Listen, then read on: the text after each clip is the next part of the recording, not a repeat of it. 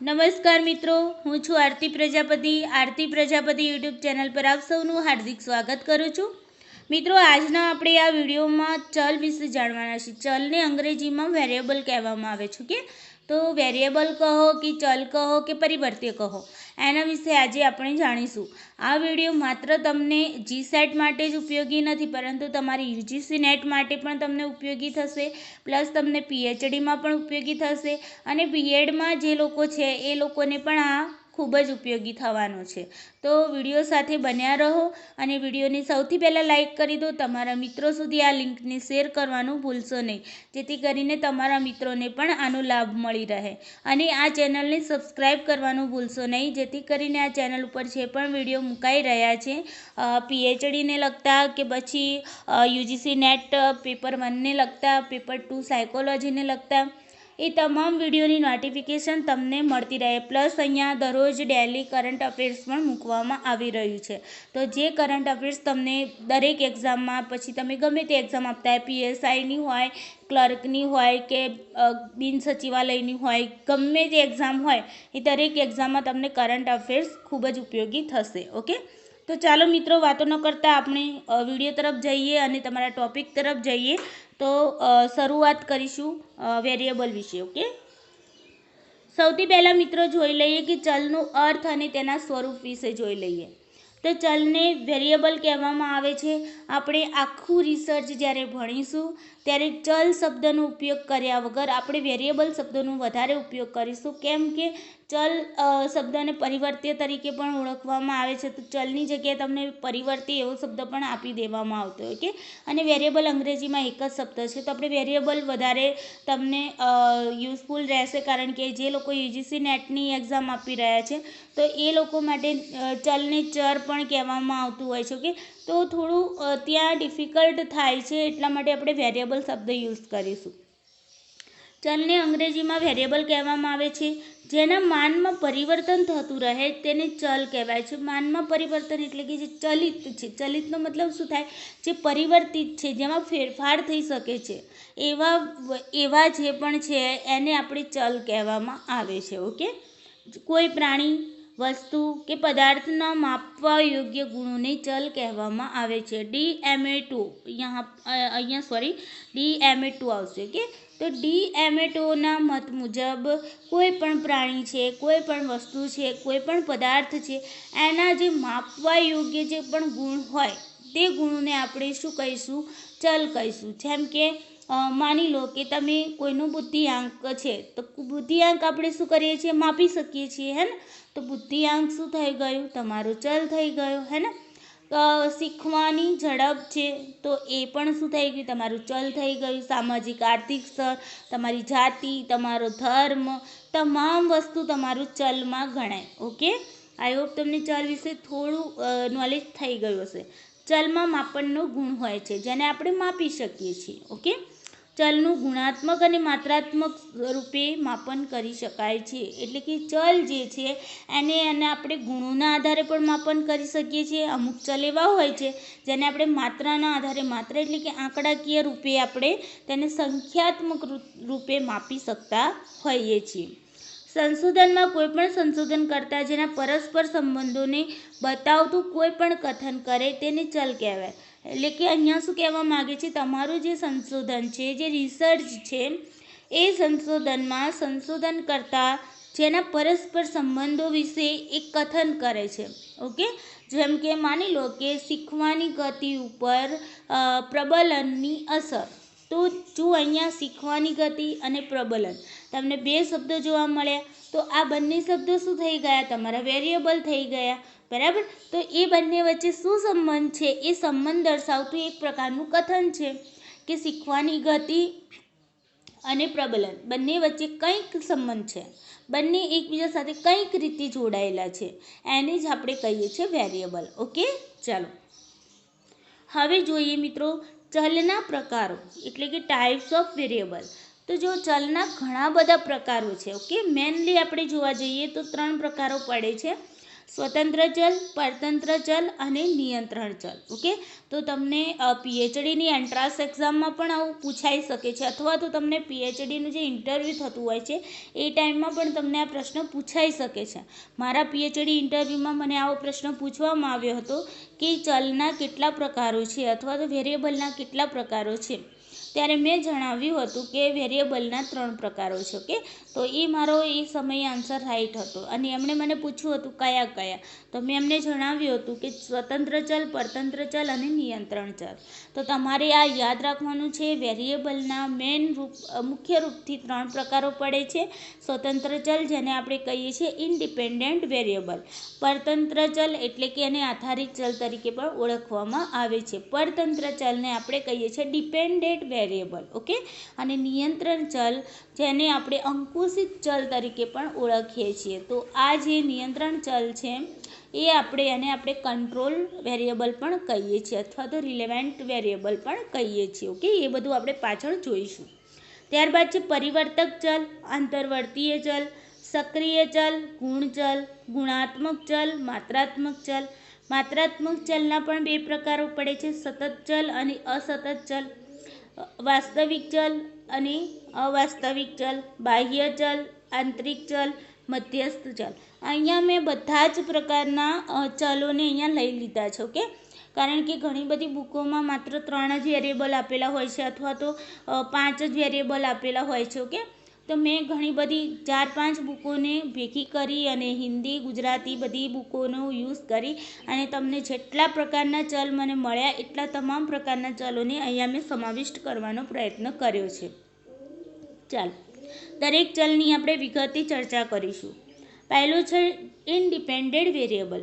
Independent variable એટલે સ્વતંત્ર ચલ. ઓકે, એને તમે આઈવીના નામથી પણ ઓળખો છો. જ્યારે તમે રિસર્ચ ડિઝાઇન બનાવો છો ત્યારે તમારે આ રીતે આઈવી લખી અને તમારે એને સંકેતમાં લખવું પડતું હોય છે. ઓકે, તો ઇન્ડિપેન્ડન્ટ વેરિયેબલ જેને આપણે સ્વતંત્ર ચલ પણ કહીએ છીએ. ઓકે, હવે સ્વતંત્ર ચલ વિશે જાણીએ કે સ્વતંત્ર ચલ એ એવો ચલ છે કે જેને સંશોધક અવલોકન હેઠળની ઘટના પરનું તેના સંબંધ નક્કી કરવા માટે તેનો પસંદ કરે છે અને તેને લાગુ પાડે છે કે માપે છે. ઓકે, એટલે કે કહેવાનો મતલબ અહીંયા એવો છે કે જ્યારે તમે સંશોધન કરો છો એ સમયે જે કંઈ પણ નિરીક્ષણ કરો, અવલોકન કરો, જે તે ઘટના, જે તે વસ્તુનું તમે અવલોકન કે નિરીક્ષણ કરો છો તેના સંબંધ બીજા ચલ સાથે કેવો છે એનું એ નક્કી કરે છે. એ એક તારણ કાઢે છે કે ભાઈ આ જે ચલ છે એનું બીજા ચલ ઉપર આટલી અસર થઈ રહી છે. ઓકે,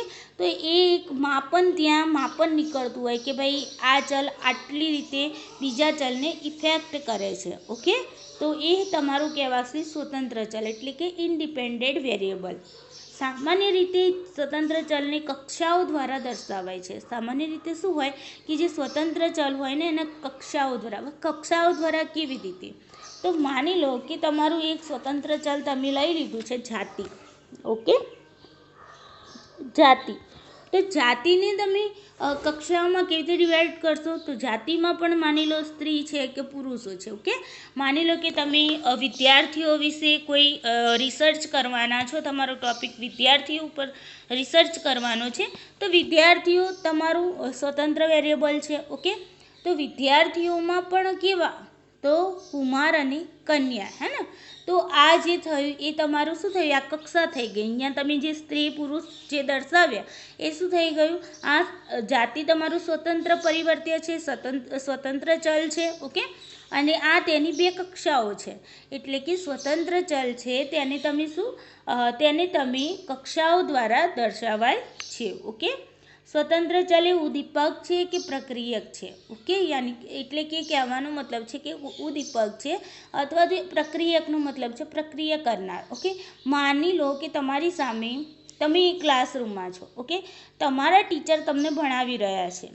ઓકે, તમે જે બોલતા હોય, મેમ બોલતા હોય, ટીચર બોલતા હોય. ઓકે, સ્કૂલ લેવલમાં આપણે ટીચર કહીએ છીએ અને કોલેજમાં જઈએ તો મેમ કહેવા લાગીએ છે ને. તો જેમ માની લો કોલેજમાં જાઓ છો, તમે વર્ગમાં બેઠા છો, તમારા મેડમ ત્યાં આવ્યા છે તમને ભણાવવા માટે, બરાબર? તમારા મેડમ તમને ભણાવી રહ્યા છે અને તમે તમારા મેડમને જોઈ રહ્યા છો કે મેડમ અમને શું શીખવે છે. ઓકે, તો એ મેડમ જે છે તમારા એ શું થઈ જશે, ઉદ્દીપક થઈ. કેમ ઉદ્દીપક? ઉદ્દીપકનું કામ શું હોય છે કે તમને એના તરફ આકર્ષિત કરવાનું, હે ને. તો મેડમ જે છે ભણાવી રહ્યા છે, મેડમ તમારા માટે શું બનશે, ઉદ્દીપક થઈ જશે, હે ને.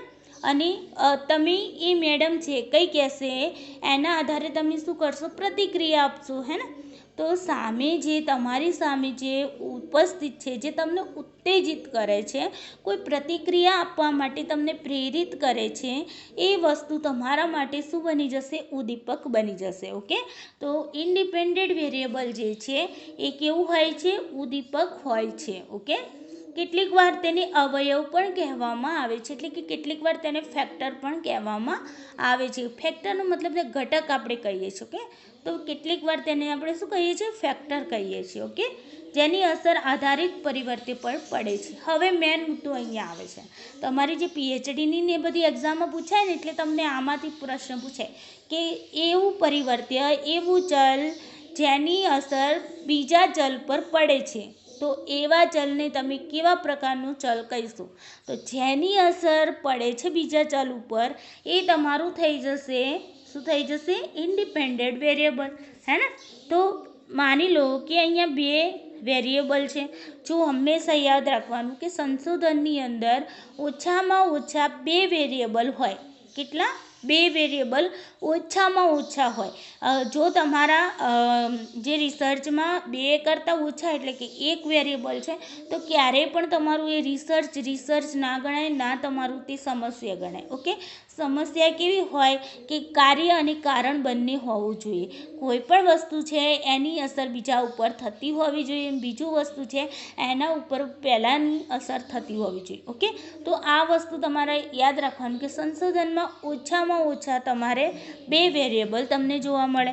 એક છે તમારું ઇન્ડિપેન્ડન્ટ વેરિયેબલ અને બીજું છે તમારું ડિપેન્ડન્ટ વેરિયેબલ. ઓકે. તો ઇન્ડિપેન્ડન્ટ વેરિયેબલને આપણે આઈવી કહીએ છીએ, જ્યારે ડિપેન્ડન્ટ વેરિયેબલને શું કહીએ છીએ, ડીવી કહીએ છીએ.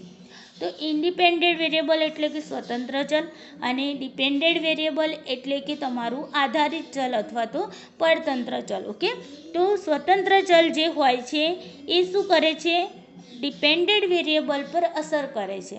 એટલે કે જેની અસર થાય એ તમારું થઈ જશે ઇન્ડિપેન્ડન્ટ વેરિયેબલ, અને જેના ઉપર અસર થાય છે એ તમારું શું થઈ જશે, ડિપેન્ડન્ટ વેરિયેબલ. ઓકે. તો તમને જ્યારે ઘણી વખતે કન્ફ્યુઝ થઈ જતા હોય વિદ્યાર્થીઓ કે આમાં શું જવાબ આવશે, યાદ હોય તમને આવડતી બી હોય, પ્રશ્ન લખવા જ્યારે જાઓ છો, તમે બેસો એક્ઝામમાં, એટલે ખબર નહીં ગભરાહટ તમને થવા લાગે અને તમે એમાં જે તમે સાચો ઉત્તર જાણતા હોવા છતાં પણ ખોટો કરીને આવો, અને પછી બહાર આવો એટલે તમને યાદ આવે, યાર મેં તો આ પ્રશ્ન ખોટો કરીને આવ્યો, હે ને.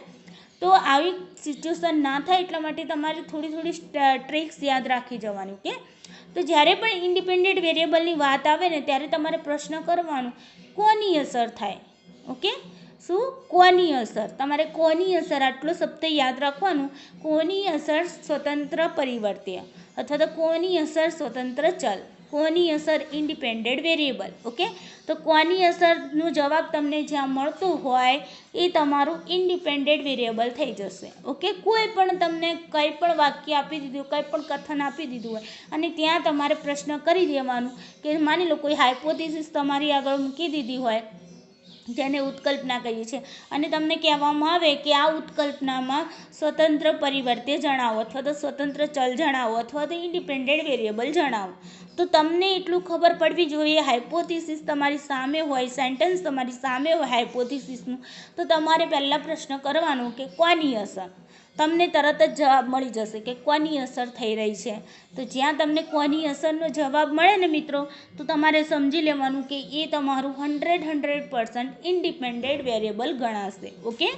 હવે વાત કરી ડિપેન્ડન્ટ વેરિયેબલની થોડી અહીંયા ચર્ચા કરી લો. ઓકે. એટલે તમારો માઇન્ડમાં સરસ રીતે ફિટ થઈ જશે. ડિપેન્ડન્ટ વેરિયેબલમાં કોના ઉપર અસર, પહેલી કોની અસર, અહીંયા કોના ઉપર અસર, તો કોના ઉપર અસર, ડિપેન્ડન્ટ વેરિયેબલ ઉપર અસર.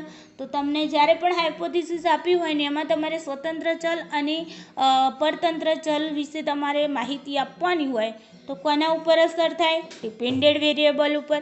कोनी असर थाय? इंडिपेन्डेड वेरिएबलनी। ओके, आई होप तमने हवे ख्याल आवी गयो छे। जेनी असर आधारित परिवर्ती पर पड़े छे, आधारित परिवर्ती एटले के डिपेन्डेड वेरिएबल पर पड़े छे, तेने आपणे कहीए छीए स्वतंत्र चल। ओके, तो અહીંથી તમને જવાબ મળી જાય જેની અસર આધારિત કોની અસર, ખ્યાલ આવે ને કોની અસર, તો તમારો જવાબ આવશે સ્વતંત્ર ચલ। ચલો, સ્વતંત્ર ચલમાં ફેરફાર કરી શકાય છે। ડિપેન્ડેડ વેરિયેબલમાં તો ફેરફાર કરવાની જરૂર જ નથી, કારણ કે એના ઉપર તો શું થાય છે, ઇફેક્ટ જ પડે છે, હે ને। તો જે ઇન્ડિપેન્ડેડ વેરિયેબલ છે એની ઇફેક્ટ ડિપેન્ડેડ વેરિયેબલ પર પડે છે। તો ડિપેન્ડેડ વેરિયેબલમાં તો આપણે કંઈ એમાં કોઈ ફેરફાર કરવાનું નથી આવતું। ઇન્ડિપેન્ડેડ વેરિયેબલમાં આપણે શું કરવું પડે છે, ફેરફાર કરવો પડતું હોય છે, ઘણી વખત ફેરફાર થતો હોય છે। ઓકે, તો જે લોકો આપણે હમણાં 2-3 દિવસ 4-5 દિવસ પહેલાં ક્વિઝ રાખી હતી ચલ વિશેની, હે ને, અને એમાં મેં એવો શબ્દ વાપર્યો હતો જોડતોડ, હે ને। તો જોડતોડનો મતલબ મિત્રો એ થાય કે ફેરફાર કરવો, વધારો ઘટાડો કરવો। ફેરફારનો મતલબ શું થાય, જે ઇન્ડિપેન્ડેડ વેરિયેબલ છે એ જે સ્થિતિમાં છે એમાંથી એને કાં તો થોડું વધારો કરવો એમાં, અથવા તો તેમાં ઘટાડો કરવો। જેમ કે માની લો કે તમારે પ્રકાશની તીવ્રતાની બાળકોની શીખવાની ગતિ ઉપર શું અસર પડે છે, આવું કંઈક જાણવું હોય તો પ્રકાશની તીવ્રતા છે તો પહેલાં માની લો કે તમે એકદમ ખૂબ જ ઓછી તીવ્રતાથી પ્રકાશ વર્ગખંડમાં ચાલુ કરો અને બાળકોની શીખવાની ગતિને ચેક કરો, પછી થોડો મધ્યમ પ્રકારનો પ્રકાશ ત્યાં વર્ગખંડમાં ઉપસ્થિત કરો અને બાળકોની શીખવાની ગતિનું માપન કરો, ત્યારબાદ તીવ્ર પ્રકાશ પાડો વર્ગખંડમાં અને બાળકોની શીખવાની ગતિ ઉપર તમે ચેક કરો। તો આ શું થઈ, તમે જે પ્રકાશ હતો, અસર કોની થાય છે, પ્રકાશની થાય છે। કોના ઉપર થાય છે, બાળકોની શીખવાની ગતિ ઉપર થાય છે। તો બાળકોની શીખવાની ગતિ તમારું શું થઈ ગયું, ડિપેન્ડેડ વેરિયેબલ થઈ ગયું। અને કોની અસર પડે છે ભાઈ, તો આ તમે કહીશો મેમ પ્રકાશની અસર પડે છે, પ્રકાશની તીવ્રતાની અસર પડે છે, ને। તો પ્રકાશની તીવ્રતા શું થઈ ગયું મિત્રો, ઇન્ડિપેન્ડેડ વેરિયેબલ થઈ ગયું। ઓકે, તો હવે આ તમે મને એમ કહો કે પ્રકાશની તીવ્રતામાં તમે પહેલાં ધીમી તીવ્રતા રાખી, પછી થોડી મધ્યમ પ્રકારની કરી અને ત્યારબાદ શું કર્યું, વધારે પ્રકારની તીવ્રતા તમે ત્યાં દર્શાવી। તો આ વસ્તુ શું થઈ, તમે પ્રકાશમાં વધારો ઘટાડો કર્યો કે ના કર્યો, ફેરફાર કર્યો કે ના કર્યો, તો તમે કહેશો હા મેમ કર્યો, હે ને। તો ઇન્ડિપેન્ડેડ વેરિયેબલ જે છે એમાં તમે શું કરી શકો છો, વધારો ઘટાડો કરી શકો છો। ઓકે, જ્યારે તમે ડિપેન્ડેડ વેરિયેબલમાં બાળકોની શીખવાની ગતિમાં તમે ફેરફાર નથી કરી શકતા, હે ને। બાળક માની લો કે ફૂલ તીવ્ર પ્રકાશમાં બહુ ઝડપથી શીખતું હોય તો કંઈ તમે એની શીખવાની ગતિને ધીમી કરી શકશો, બિલકુલ બી નહીં કરી શકો। કેમ કે ત્યાં તો ઇન્ડિપેન્ડેડ જે વેરિયેબલ છે એની ઇફેક્ટ ત્યાં થતી હોય છે। ઓકે, તો અહીંયા ડિપેન્ડેડ વેરિયેબલમાં આપણે કોઈ પણ પ્રકારનો ફેરફાર કરી શકતા નથી, જ્યારે કે તમે ઇન્ડિપેન્ડેડ વેરિયેબલ છે એના ઉપર તમે વધારો ઘટાડો કરી શકો છો, અને એ વધારા ઘટાડાને જ આપણે જોડતોડ અથવા તો હસ્તપ્રયોજન એવો શબ્દ વાપરીએ છીએ। ઓકે, ચાલો અહીંયા એક એક્ઝામ્પલ લીધું છે કે શૈક્ષણિક સિદ્ધિની વિદ્યાર્થીઓની સ્વસંકલ્પના પર થતી અસર ચકાસવી। આ એક માની લો કે આપણે એક સમસ્યા લીધી, શું સમસ્યા છે કે શૈક્ષણિક સિદ્ધિની વિદ્યાર્થીઓની સ્વસંકલ્પના પર થતી અસર ચકાસવી। કોના ઉપર અસર થાય છે અને કોની અસર થાય છે, અહીંયાથી જ તમને બે જવાબો મળી જશે। તો કોની અસર થાય છે, તો શૈક્ષણિક સિદ્ધિની, હે ને। કોના ઉપર થાય છે, વિદ્યાર્થીઓની સ્વસંકલ્પના પર। ઓકે, કોની અસર, શૈક્ષણિક સિદ્ધિની। કોના ઉપર અસર, વિદ્યાર્થીઓની સ્વસંકલ્પના પર। ઓકે, તો અહીંયા તમને મળી ગયો જવાબ। આ થઈ ગયું તમારું ઇન્ડિપેન્ડેડ વેરિયેબલ અને આ થઈ ગયું તમારું ડિપેન્ડેડ વેરિયેબલ।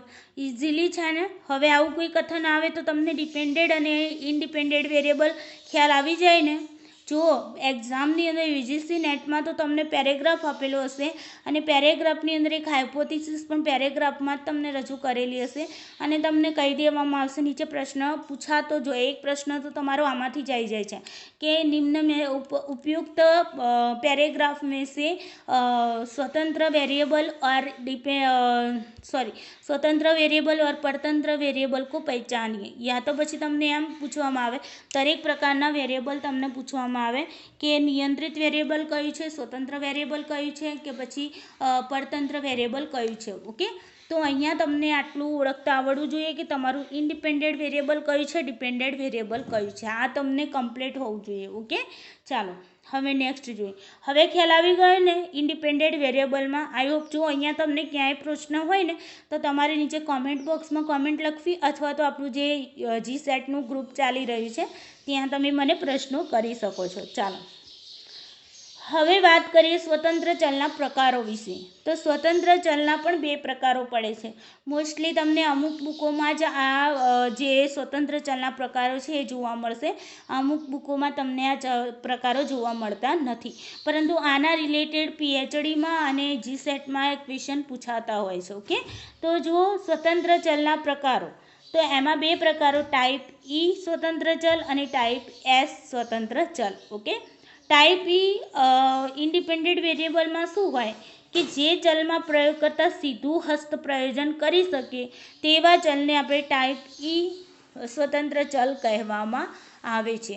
તો અહીંયા મેં તમને જણાવ્યું હતું ને હસ્ત પ્રયોજનનો મતલબ શું થશે, ફેરફાર કરી શકે. ઓકે, તો અહીંયા શું કહેવા માગે છે, ટાઈપ Eમાં શું કહેવા માગે છે મિત્રો, ટાઈપ Eમાં કહેવા માગે છે કે જે વેરિયેબલ છે, જે ઇન્ડિપેન્ડન્ટ વેરિયેબલ છે, એ ઇન્ડિપેન્ડન્ટ વેરિયેબલમાં આપણે ડાયરેક્ટલી શું કરી શકીએ છીએ, ડાયરેક્ટલી તેમાં ફેરફાર કરી શકીએ તેવા ઇન્ડિપેન્ડન્ટ વેરિયેબલને આપણે શું કહીશું, ટાઈપ E ઇન્ડિપેન્ડન્ટ વેરિયેબલ. જેમ કે માની લો કે હમણાં મેં પ્રકાશનું ઉદાહરણ આપ્યું, તો પ્રકાશના ઉદાહરણમાં મેં શું કહ્યું તમને, ડાયરેક્ટ હું પ્રકાશને ધીમો વધારે હે ને એટલે કે ઓછો વધારે હું કરી શકતી હતી, એટલે ડાયરેક્ટલી ત્યાં હું તેમાં ફેરફાર કરી શકતી હતી.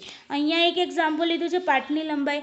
માની લો કે તમારા મેડમ છે, તમને ભણાવવા બેઠા છે. ઓકે, પાઠ ભણાવી રહ્યા છે અને એમણે 4-5 લીટી તમને સમજાવી, પણ એ તમારા બધાના ફેસ જોઈને, ક્લાસરૂમમાં તમારા બધા ફેસ જોઈને એમને એમ લાગ્યું કે મારી શીખવવાની પદ્ધતિથી આ બાળકો હજુ આ બાબતને શીખી શક્યા નથી, અથવા તો હું સ્પીડલી બોલું છું, અથવા તો પછી એવું થાય છે કે બાળકોને જે પેરેગ્રાફ હું સમજાવી રહી છું એ હું વધારે એની જે પેરેગ્રાફની જે લંબાઈ છે એ વધારે હોવાથી બાળકો બોરિંગ થઈ રહ્યા છે. ઓકે, તો મેડમે તમારા ફેસ જોઈને આવું અનુમાન કરી દીધું. તો મેડમ શું કરશે, હવે પહેલી વખતમાં માની લો પેરેગ્રાફમાં મેમે આખો પેરેગ્રાફ લીધો અને તમારા ચહેરા એ રીતના હતા, તો એમને એમ લાગ્યું કે આ બધા બોરિંગ થઈ રહ્યા છે. તો મેમ શું કરશે, હવે બીજો પેરેગ્રાફ એટલો ને એટલો આવતું હોય અથવા તો એનાથી વધારે આવતું હોય તો મેમ શું કરશે, એ પેરેગ્રાફના 2 કટકા કરી દેશે. એટલે કે અડધો પેરેગ્રાફ પહેલાં સમજાવશે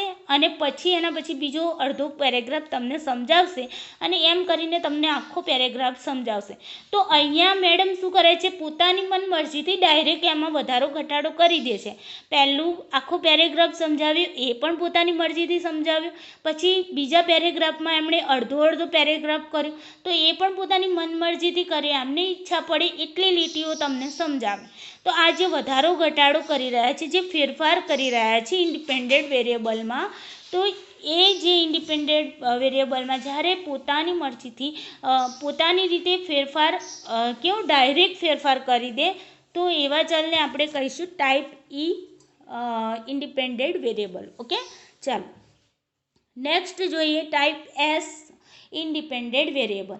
તો ટાઈપ Sમાં શું હશે કે ટીચર કોઈ પણ રિસર્ચર હશે, કોઈ પણ સંશોધન કરતા હશે, કોઈ પણ પ્રયોગ કરતા હશે, એ ડાયરેક્ટ ત્યાં ફેરફાર નહીં કરે, એ ડાયરેક્ટ ત્યાં ફેરફાર નહીં કરી શકે, પરંતુ શું કરવું પડશે, એને અમુક વસ્તુઓનું સિલેક્શન કરવું પડશે અને એ સિલેક્ટ કર્યા બાદ તે ડાયરેક્ટ તમને સિલેક્ટ કર્યા બાદ તમને ભણાવશે, સિલેક્ટ કર્યા બાદ એના ઉપર પ્રયોગ કરશે. ઓકે, એની જે ઇન્ડિપેન્ડન્ટ વેરિયેબલ છે એમાં ફેરફાર તો જરૂરથી કરશે, પણ ક્યારે કરશે, એમાં સિલેક્શન કર્યા બાદ કરશે. જેમ કે અહીંયા જુઓ, અહીંયા વ્યાખ્યા જોઈ લઈએ કે જે ચલમાં પ્રયોગ કરતાં સીધું હસ્ત પ્રયોજન ન કરી શકે પરંતુ પસંદગી દ્વારા ફેરફાર કરી શકે તેવા ચલને આપણે કેવું કહીએ છીએ, ટાઈપ S પ્રકારના સ્વતંત્ર ચલ કહેવામાં આવે છે. એટલે કહેવાનો મતલબ આમાં ડાયરેક્ટ તમે ફેરફાર નહીં કરો, જેમ તમે અહીંયા પાઠની લંબાઈ, પ્રકાશ, એમાં તમે ડાયરેક્ટલી ત્યાં ફેરફાર કર્યો, પરંતુ અહીંયા તમારે ડાયરેક્ટલી તમે ફેરફાર નહીં કરી શકો.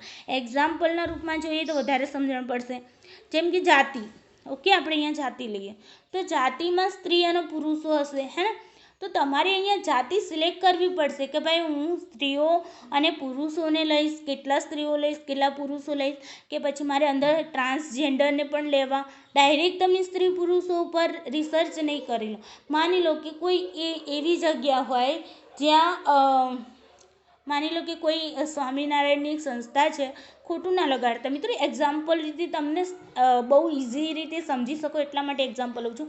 સ્વામિનારાયણની સંસ્થા છે જ્યાં મહિલાઓનું એક આખું અલગ ડિપાર્ટમેન્ટ છે અને પુરુષોનું આખું અલગ ડિપાર્ટમેન્ટ છે. ઓકે, તો તમે જાતિના સંદર્ભમાં માની લો કે તમે ક્યાંય રિસર્ચ કરી રહ્યા છો અને તમે સ્વામિનારાયણ સંસ્થામાં જાઓ છો અને ત્યાં ફક્ત મહિલાઓના ડિપાર્ટમેન્ટમાં જઈ તમે ત્યાં પહોંચો છો, તો તમે ડાયરેક્ટ મહિલાઓ ઉપર તમે રિસર્ચ નહીં કરો. તમારે તો રિસર્ચ કરવું છે જાતિ ઉપર, તો જાતિમાં તો સ્ત્રી અને પુરુષો બંને આવશે, હે ને? તો તમને તો ત્યાં મહિલાઓ જ મળી રહેશે.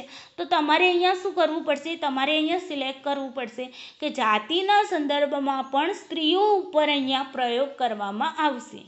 ખ્યાલ આવ્યો ને? તો આ રીતે તમારે શું કરવું પડે? તમે ડાયરેક્ટ ત્યાં તમે રિસર્ચ નહીં કરી શકો. ત્યાં તમારે શું કરવું પડે?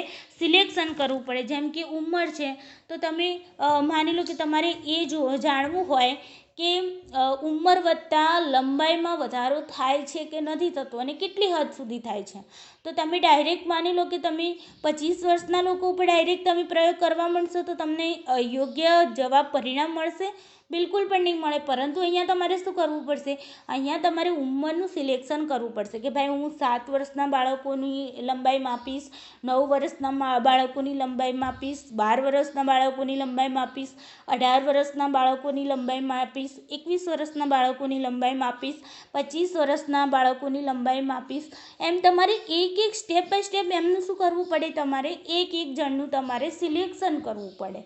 ઓકે, તો આ જે થઈ તમે આ રીતે સિલેક્શન કર્યા બાદ તેમાં તમે વધારો ઘટાડો કરો, ફેરફાર કરો, તો એ તમારું વેરિયેબલ કેવું ગણાશે? ટાઈપ એસ પ્રકારનું ઇન્ડિપેન્ડન્ટ વેરિયેબલ ગણાશે. ઓકે, આઈ હોપ તમને અહીંયા ખ્યાલ આવી ગયો હશે કે ટાઈપ ઈમાં શું હોય? ડાયરેક્ટ ફેરફાર થાય છે, જ્યારે ટાઈપ એસમાં તમે ડાયરેક્ટ ફેરફાર કરી શકતા નથી. ઓકે, ચાલો હવે વાત કરીએ ડિપેન્ડન્ટ વેરિયેબલ એટલે કે આધારિત ચલ.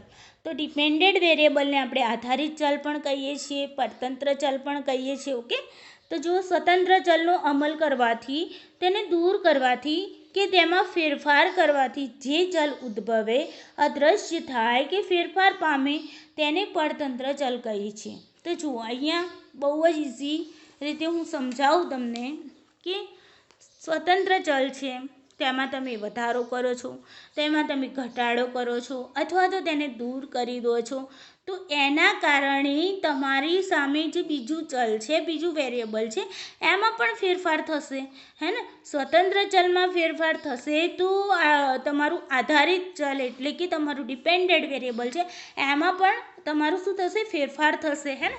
તો એને આપણે શું કહીશું? પરતંત્ર ચલ. કોની અસર, કોના ઉપર અસર થાય છે? તો ઇન્ડિપેન્ડન્ટ વેરિયેબલ. કોની? તો સ્વતંત્ર ચલની. જેના ઉપર સિમ્પલ ભાષામાં સમજવું હોય ને તો જેના ઉપર સ્વતંત્ર ચલની અસર થતી હોય તેવા વેરિયેબલને કેવા વેરિયેબલ કહેવામાં આવે છે? તો અહીંયા તમારો મિત્રો જવાબ શું આવશે? Dependent variable. ઓકે, કોની અસર કોના ઉપર થાય છે?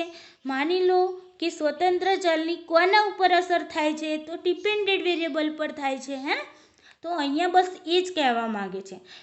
પરતંત્ર ચલ એ એવો ઘટક છે કે સ્વતંત્ર ચલની તેના પરની અસર તપાસવા માટે અવલોકવામાં આવે છે. એટલે કે ઇન્ડિપેન્ડન્ટ વેરિયેબલની શું અસર થશે ડિપેન્ડન્ટ વેરિયેબલ પર એ ચકાસવામાં અહીંયા એ અવલોકન કરવામાં આવે છે. પ્રકાશની જે તીવ્રતા છે એની શીખવાની ગતિ ઉપર શું અસર થઈ?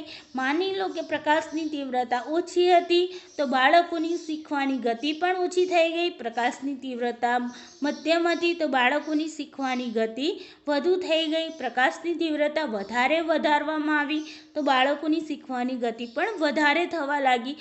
તો જો જેમ જેમ ઇન્ડિપેન્ડન્ટ વેરિયેબલમાં ફેરફાર થાય છે એમ શું થાય છે મિત્રો? એમ ડિપેન્ડન્ટ વેરિયેબલમાં પણ ફેરફાર થયેલો જોવા મળે છે. હવે માની લો કે પ્રકાશ બંધ કરી દેવામાં આવે, વર્ગખંડમાં લાઇટ બંધ કરી દેવામાં આવે, તો તમને ખબર જ છે કે ભણવાની ગતિ શીખવાની ગતિમાં ઓફકોર્સલી તમારું શું થશે, એ ગતિ મંદ પડી જશે, હે ને. તો એ આપણે જે પ્રકાશની તીવ્રતા હતી, પ્રકાશને આપણે શું કરી દીધું, દૂર કરી દીધું, એટલે કે અદૃશ્ય કરી દીધું. તો એની પણ ઇફેક્ટ પડી શીખવાની ગતિ ઉપર, હે ને. તો જેના ઉપર અસર થાય છે એ તમારું ડિપેન્ડેન્ટ વેરિયેબલ ગણાશે. પરતંત્ર ચલને પ્રતિચાર કે નિપજ તરીકે પણ ઓળખવામાં આવે છે. આ નિપજ સ્વતંત્ર ચલમાં ફેરફાર થવાના કારણે ઉદ્ભવતી હોય છે. નિપજ એટલે કે કહેવાય ને એનું પરિણામ. નિપજ એટલે પરિણામ.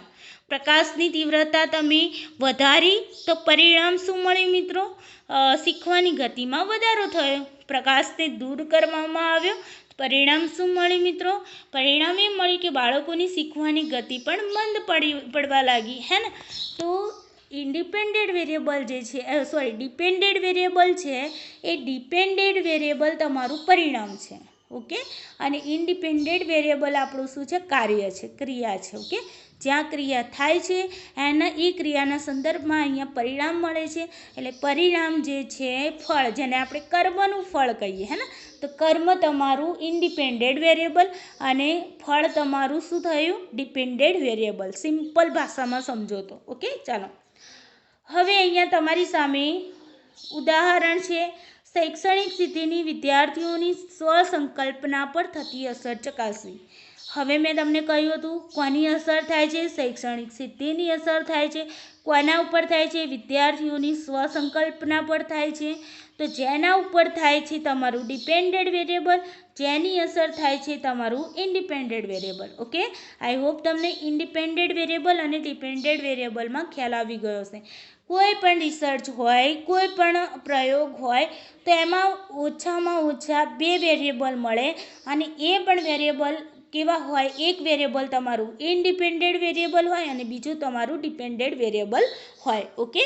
ચાલો નેક્સ્ટ જોઈએ કંટ્રોલ વેરિયેબલ, જેને આપણે કહીએ છીએ નિયંત્રિત ચલ. ઓકે.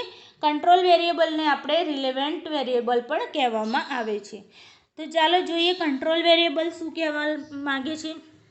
સંશોધક પરતંત્ર ચલ પર સ્વતંત્ર ચલની શી અસર થાય છે તે તપાસતું હોય તે દરમિયાન પરતંત્ર ચલ પર અન્ય ચલોની અસર ન થાય તેની કાળજી રાખવામાં આવે છે.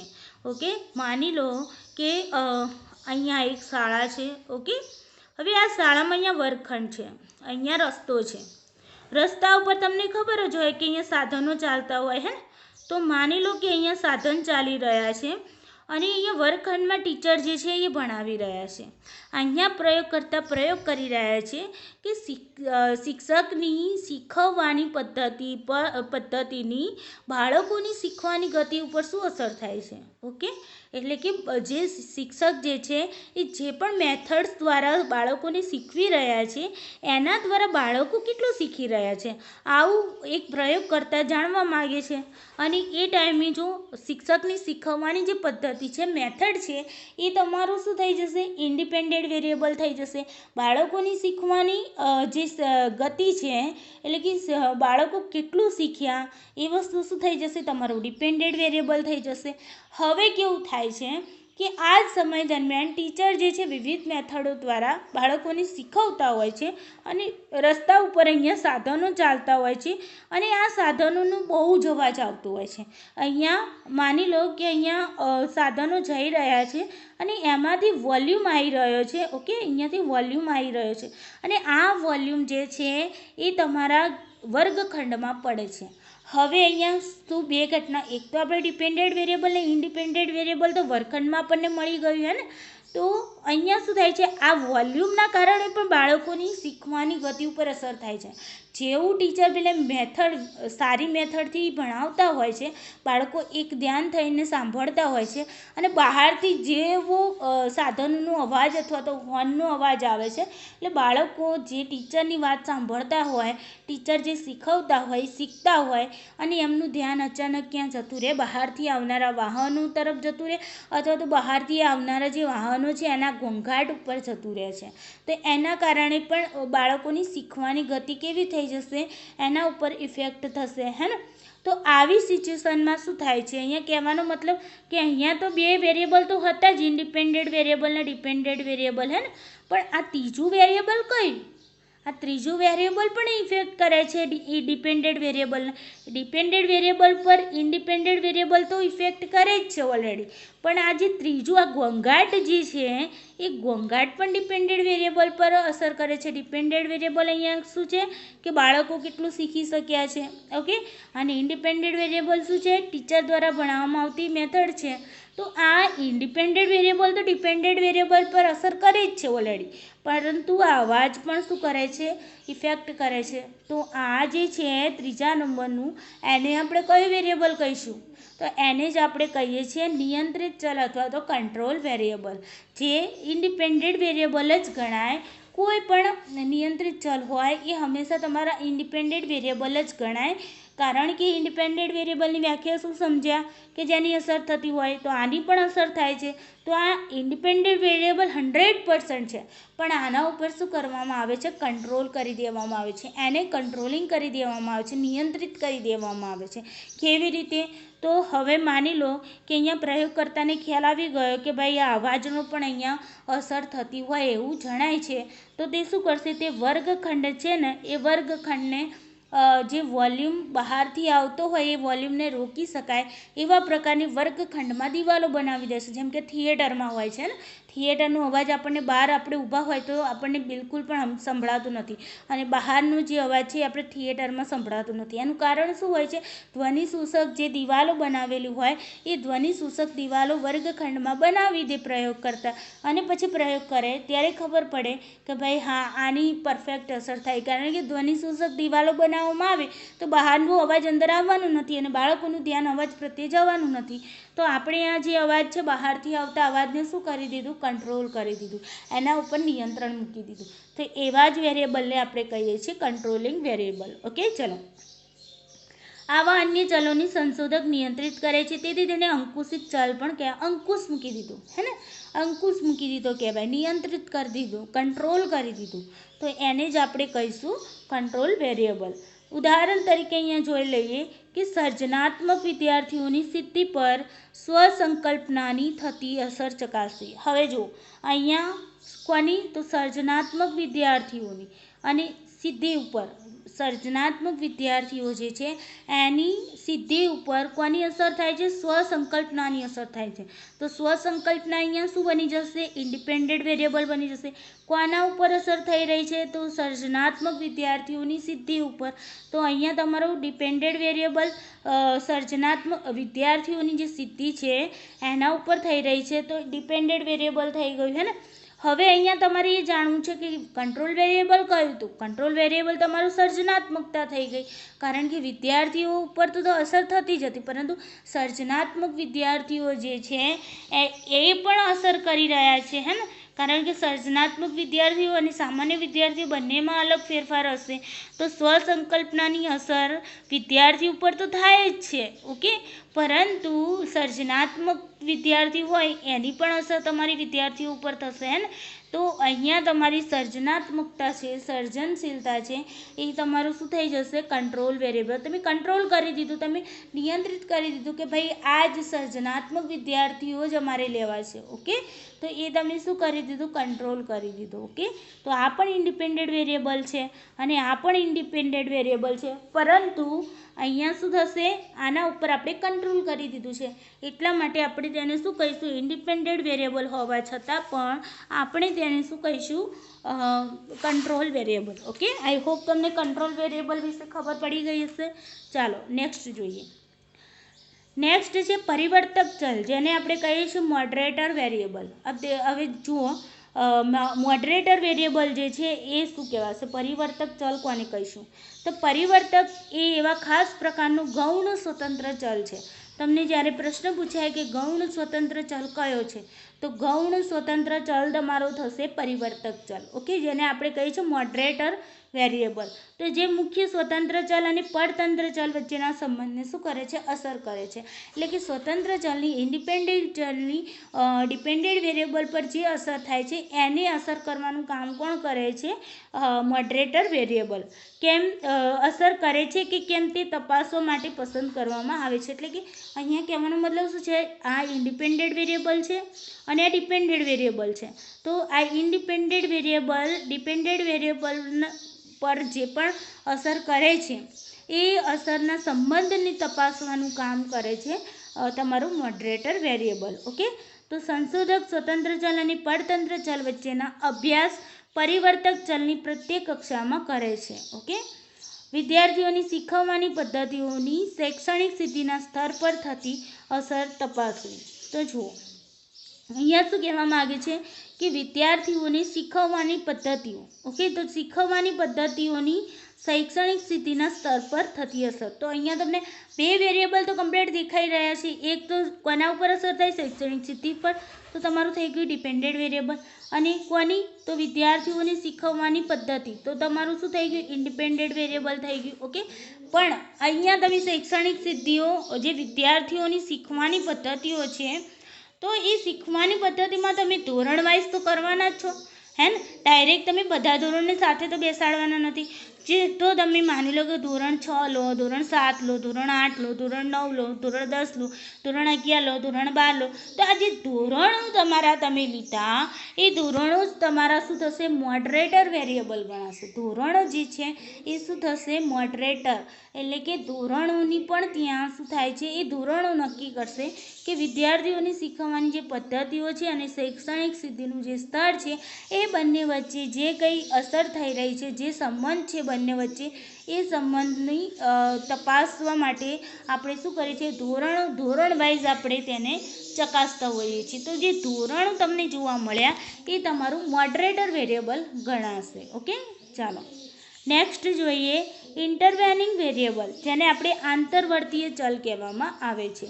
હવે આંતરવર્તીય ચલ એ એવો ચલ છે કે જે પરતંત્ર ચલ પર શું કરે છે? અસર કરે છે, પરંતુ તેની અસર જોઈ શકાતી નથી.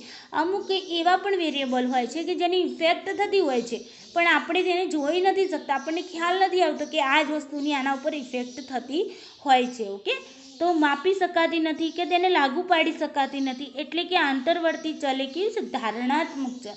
આપણે એના વિશે ધારણા કરી શકીએ કે ભાઈ આ ચલની આવી ઇફેક્ટ કદાચ થતી હશે.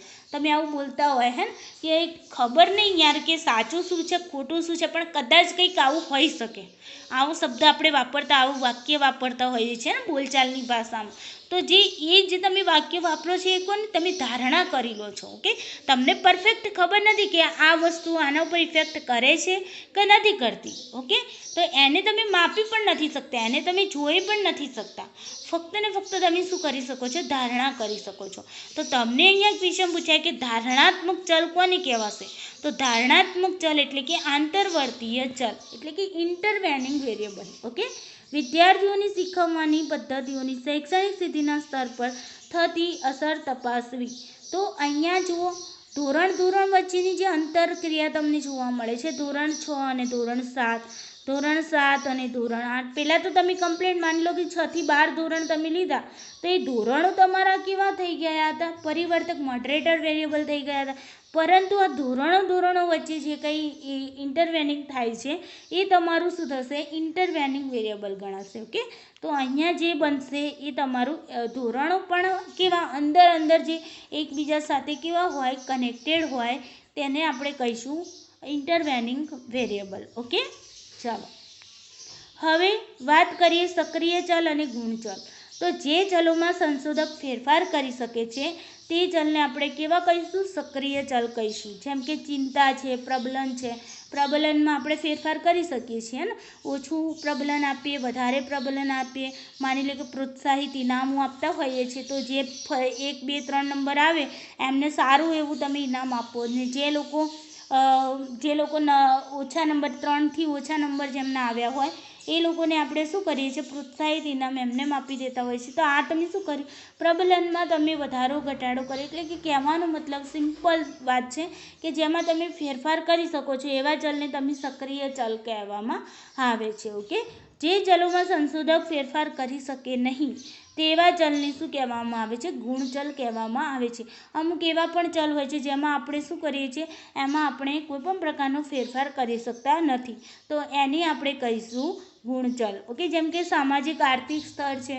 તો માની લો કે તમે કોઈ મધ્યમ વર્ગના લોકો ઉપર તમે રિસર્ચ કરતા હો, તો શું તમે મધ્યમ વર્ગના લોકોને અમીર તો બનાવવાના નથી કે મધ્યમ વર્ગના લોકોને તમે ગરીબ નહીં બનાવી શકો, હે ને? તો આવું વેરિયેબલ કેવું થઈ ગયું કે જેમાં તમે કોઈ પણ પ્રકારનો ફેરફાર કરી શકતા નથી. ઓકે, તો એ જે વેરિયેબલ હશે એ તમારું કેવું ગણાશે? ગુણચલ કહેવામાં આવશે. ઓકે, ચાલો, ગુણચલ એ જૈવિક ચલ પણ કહેવામાં આવે છે. જૈવિક ચલ એને કહેવામાં આવે છે. ઓકે, જેમાં આપણે કોઈ પણ પ્રકારનો ફેરફાર કરી શકતા નથી. ચાલો, હવે જોઈએ ગુણાત્મક ચલ અને માત્રાત્મક ચલ. ગુણાત્મક ચલ છે એને આપણે કહીશું ક્વોલિટેટિવ વેરિયેબલ, અને માત્રાત્મક ચલ છે જેને આપણે કહીશું quantitative variable. Okay, qualitative variable અને ક્વોન્ટિટેટિવ વેરિયેબલ મેં અગાઉ પણ તમને થોડું જણાવી દીધું હતું કે જે ચલોને ગુણોના રૂપે વ્યવસ્થિત કરવામાં આવે છે તેવા ચલોને ગુણાત્મક ચલ કહેવામાં આવે છે. એટલે કે જેના ગુણોના આધારે તમે એનું માપન કરતા હોવ જે ચલોનું, એ ચલોને આપણે કેવા કહીએ છીએ? ગુણાત્મક ચલ કહીએ. જેમ કે જાતિ છે, ધર્મ છે.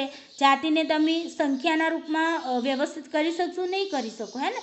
જાતિમાં તમે 1, 2, 3 એવી રીતે નંબર આપો? ના આપી શકો. ધર્મ છે, ધર્મને તમે 1, 2, 3 એવો નંબર આપી શકો ને? જ્યાં સંખ્યાત્મક વસ્તુનો ઉપયોગ ના થતો હોય તેવા તમામ ચલને આપણે કેવા કહીશું? ગુણાત્મક ચલ કહીશું. જેમ કે વ્યક્તિત્વના ગુણો છે, કે ચાલો કોઈ આપણે કહીએ કે આ વ્યક્તિ કર્મનિષ્ઠ વ્યક્તિ છે, આ વ્યક્તિ સત્યવાદી વ્યક્તિ છે, આ વ્યક્તિ જૂઠ્ઠો છે, આ વ્યક્તિ ભ્રષ્ટાચાર છે. તો આ જે જૂઠ્ઠો છે, ભ્રષ્ટાચાર છે, કર્મનિષ્ઠતા છે, સત્યતા છે, આ બધું શું થઈ ગયું? એ ગુણો થઈ ગયા, વ્યક્તિગત ગુણો થઈ ગયા, હે ને? તો એ ગુણોના આધારે આપણે જે ચલ છે એ ગુણોના આધારિત હોય તો એવા ચલને આપણે ગુણાત્મક ચલ કહીશું. જ્યારે વાત કરીએ ક્વોન્ટિટેટિવ વેરિયેબલની, તો ક્વોન્ટિટેટિવ વેરિયેબલમાં શું આવશે કે જે ચલોને આપણે શું માત્રા એટલે કે સંખ્યાના આધારે તમે વ્યવસ્થિત કરી શકતા હોય તે ચલોને આપણે શું કહીએ છીએ? માત્રાત્મક ચલ કહીએ છીએ. જેમ કે ઉંમર છે, તો ઉંમર આપણને કોકને પૂછીએ કે ભાઈ તમારી ઉંમર કેટલી થઈ, તો કહેશે 30 વર્ષ થઈ. હવે મને કોઈ પૂછે કે બેન મેમ તમારી ઉંમર કેટલી થઈ, તો હું જણાવું કે મારી ઉંમર 32 વર્ષ થઈ.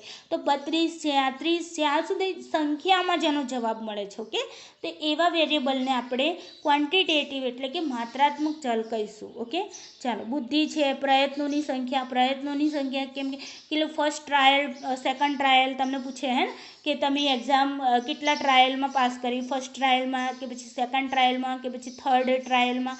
તો ફર્સ્ટ, સેકન્ડ, થર્ડ એ શું થઈ ગયું? સંખ્યાના રૂપમાં દર્શાવે છે. તો એને આપણે કેવા ચલ કહીશું? ક્વોન્ટિટેટિવ વેરિયેબલ કહીશું. હવે જે માત્રાત્મક ચલ છે એને પણ બે પ્રકારમાં વિભાજિત કરવામાં આવે છે. એક છે તમારું સતત ચલ અને બીજું છે તમારું અસતત ચલ. ઓકે, ચાલો એના વિશે જોઈએ. તો સતત ચલ અને અસતત ચલ. સતત ચલ જે છે એને આપણે કહીશું કન્ટિન્યુઅસ વેરિયેબલ. કન્ટિન્યુ ચાલતા રહે એને આપણે સતત કહીશું. કે આ યાદ રાખવું છે, કારણ કે અહીંયાથી પીએચડીમાં તમારી એક્ઝામમાં ક્વેશ્ચન પૂછાતા હોય છે અને જીસેટમાં પણ પૂછાયેલા છે. તો અહીંયા કન્ફ્યુઝ થઈ જાય છે બાળકો, કારણ કે ક્યાં કન્ફ્યુઝ થાય છે ખબર છે? અહીંયા અખંડિત ચલ અને ખંડિત ચલ, આ બંનેમાં. ખંડિતનો આપણે કેવું મિનિંગ કાઢીએ કે જેનું ખંડન કરી શકીએ એને ખંડિત કહીએ છીએ, હે ને? તો વિદ્યાર્થીઓ જે છે આ સતત ચલ ને અસતત ચલ યાદ ના રાખતા, એ ખંડિત ને અખંડિત યાદ રાખે ને એટલે ત્યાં તેમને થોડું કન્ફ્યુઝન થઈ જાય. કારણ કે સતત છે તો નિરંતર ચાલતું રહે, તો એને આપણે શું કહીએ છીએ? ખંડિત કરી દઈએ. ઓકે, તો ઘણા વિદ્યાર્થીઓ આવી ભૂલ કરતા હોય છે, તો આપણે અહીંયા ભૂલ નથી કરવાની. સતતમાં તમારે અખંડિત યાદ રાખવાનું, સતત અખંડિત. ઓકે, આ યાદ રાખવાનું, સતત અખંડિત. અને કદાચ જો તમને આ બંનેમાં ખ્યાલ ના આવે તો તમારે કન્ટિન્યુઅસ વેરિયેબલ, કન્ટિન્યુઅસમાં કન્ટિન્યુ. ઓકે, કન્ટિન્યુ સતત ચાલતું રહે. તો જેને સૂક્ષ્મ માત્રામાં માપી શકાય તેવા ચલને આપણે કેવા કહીએ છીએ? સતત ચલ.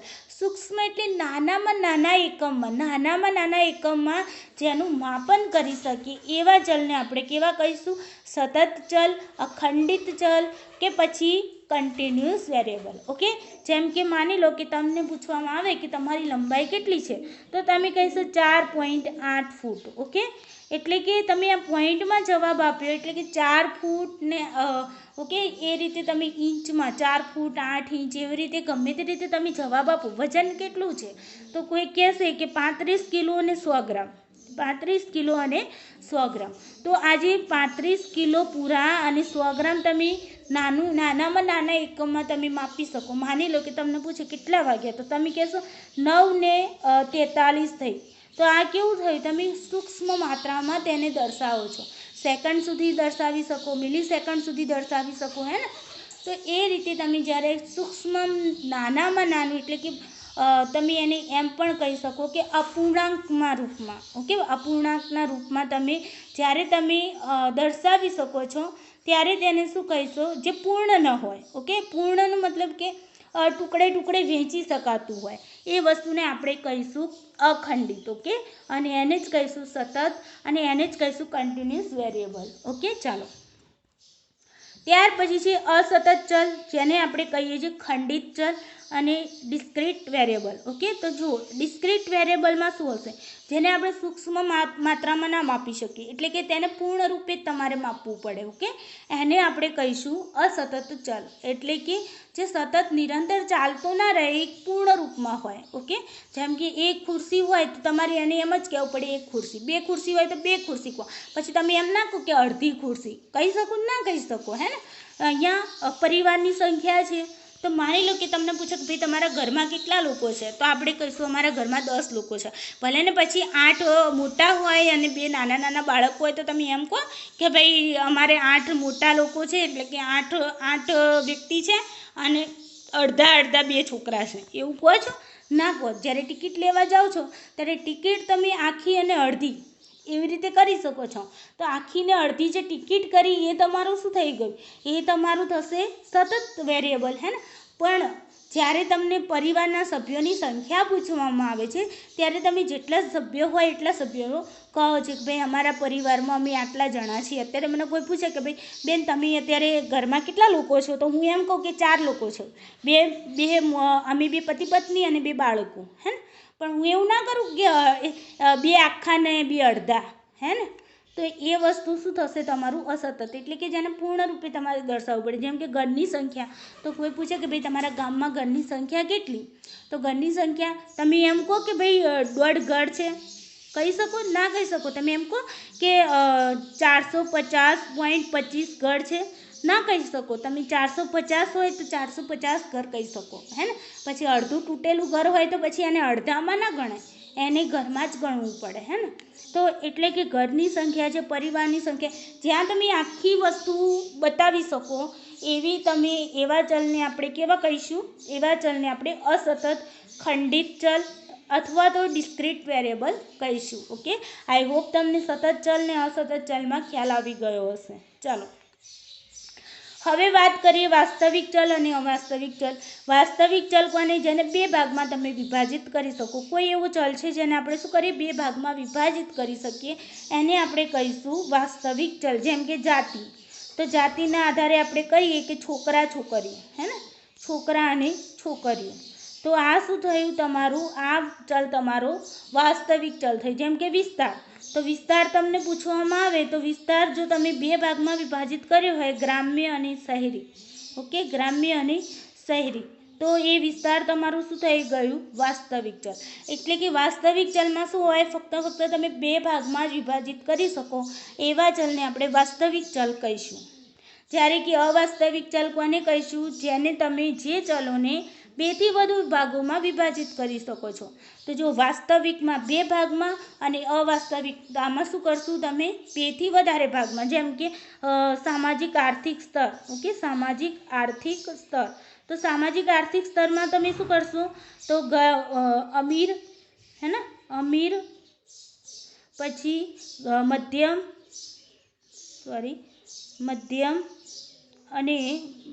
અને ગરીબ. ઓકે, તો આ તમે શું કર્યું, 3 ભાગમાં વહેંચ્યા, એટલે કે 2 કરતાં વધારે ભાગોમાં જ્યાં તમે વિભાજિત કરો જે ચલને, એ ચલ તમારું અવાસ્તવિક ચલ ગણાશે. ઓકે, બુદ્ધિઆંક છે તો બુદ્ધિઆંકને તમે 2 કરતાં વધારે ભાગોમાં વિભાજિત કરો છો, જેમ કે સામાન્ય બુદ્ધિ, પછી પ્રભાવશાળી બાળકો, મંદ બુદ્ધિના બાળકો, હે ને, એવી રીતે તમે બુદ્ધિઆંકના આધારે તમે બાળકોનું વર્ગીકરણ કરો છો. તો એને પણ તમે શું કહીશો? અવાસ્તવિક. જ્યાં 2 કરતાં વધારે વિભાગ પડતા હોય છે ચલના, એને આપણે શું કહીશું? એને આપણે અવાસ્તવિક ચલ કહીશું. ચાલો હવે જોઈએ બાહ્ય ચલ, આંતરિક ચલ અને મધ્યસ્થ ચલ. તો બાહ્ય ચલ જેના પ્રભાવને આપણે રોકી શકીએ છીએ તેવા ચલને આપણે કેવા કહીએ છીએ? બાહ્ય ચલ, બહિરંગી ચલ અથવા તો નિયંત્રિત ચલ. જે આપણે આગળ જોયું કંટ્રોલ ચલ કીધું, હે ને, તો કંટ્રોલ ચલને જ આપણે શું કહીશું? બહિરંગી ચલ, બાહ્ય ચલ. જો આવા શબ્દો પણ આપશે તો તમે ત્યાં કન્ફ્યુઝ નથી થવાનું. જેનો પ્રભાવ આપણે રોકી શકતા હોય તે તમામ વેરિયેબલને આપણે કેવા કહીશું? કંટ્રોલ વેરિયેબલ અથવા તો બહિરંગી ચલ અથવા તો બાહ્ય ચલ. ઓકે, ચાલો ત્યારબાદ જોઈએ બાહ્ય ચલોનો પ્રભાવ જેના પર પડતો રોકી શકાય છે તેવા ચલને આપણે આંતરિક ચલ કહેવામાં આવે છે. હવે જો માની લો કે તમે અહીંયાથી આપણે એક એક્ઝામ્પલ લીધું હતું શાળાનું, હે ને, વર્ગખંડનું. તો અહીંયાથી જે વોલ્યુમ આવતું હતું, વોલ્યુમનો અહીંયાથી શું થાય છે? અવાજ અહીંયા આવતો હતો, તો આ અવાજને આપણે શું કર્યું? રોકી કાઢ્યો. તો રોકી દીધો એટલે કે આ વેરિયેબલ તમારું કેવું થઈ ગયું? આ વેરિયેબલ તમારું કંટ્રોલ વેરિયેબલ થઈ ગયું. પરંતુ બાહ્ય ચલોનો પ્રભાવ જેના ઉપર કોના ઉપર પડતો હતો? તો બાળકોની શીખવાની ગતિ ઉપર, હે ને, શીખવાની ગતિ ઉપર પડતો હતો. તો શીખવાની ગતિ ઉપર, બાળકોની શીખવાની ગતિ ઉપર જેનો પ્રભાવ પડતો હતો, એટલે કે આ બાહ્ય ચલ છે એનો પ્રભાવ અહીંયા પડતો હતો. તો એવા આ જે શીખવાની ગતિ છે એ તમારું કેવું થઈ જશે? તમારું થઈ જશે આંતરિક ચલ. ઓકે, તો શીખવાની ગતિ ઉપર એટલે કે ડિપેન્ડેડ વેરિયેબલ જે છે ને એને જ આપણે શું કહીશું? આંતરિક ચલ કહીશું. ડિપેન્ડેડ વેરિયેબલને શું કહીશું? આંતરિક ચલ કહીશું. ઓકે, ચાલો ત્યાર પછી જોઈએ જેના માધ્યમથી બાહ્ય ચલોના પ્રભાવને રોકી શકાય છે તેવા ચલોને કેવા કહીશું? તો મધ્યસ્થ ચલ. એટલે કે જે તમે બહારથી વોલ્યુમ આવતો હતો એને આપણે કોના માધ્યમથી રોક્યો? તો મેં તમને કહ્યું ધ્વનિ શોષક દિવાલોથી. ધ્વનિ શોષક દિવાલો વર્ગખંડમાં લગાવવામાં આવી જેથી કરીને બહારનો જે અવાજ આવતો હતો એને આપણે શું કરી શક્યા? રોકી શક્યા. તો એ જે ધ્વનિ શોષક દિવાલો હતી એ તમારું શું થઈ જશે? મધ્યસ્થ ચલ, એટલે કે મધ્યસ્થી બન્યું. ઓકે, તો આઈ હોપ તમને આ ત્રણેય ચલ વિશે ખ્યાલ આવી ગયો. બાહ્ય ચલ છે એ આપણું કંટ્રોલ વેરિયેબલ છે, પછી જે આંતરિક ચલ છે એ તમારું ડિપેન્ડેડ વેરિયેબલ છે, અને મધ્યસ્થ ચલ જે છે એ તમે શું કરો છો? જેના માધ્યમથી તમે બાહ્ય ચલ જે કંટ્રોલ કરી દીધો છે ચલ, એ કંટ્રોલ ચલને તમે શું કરો છો? બાહ્ય ચલને અંદર આવતા રોકી શકો છો.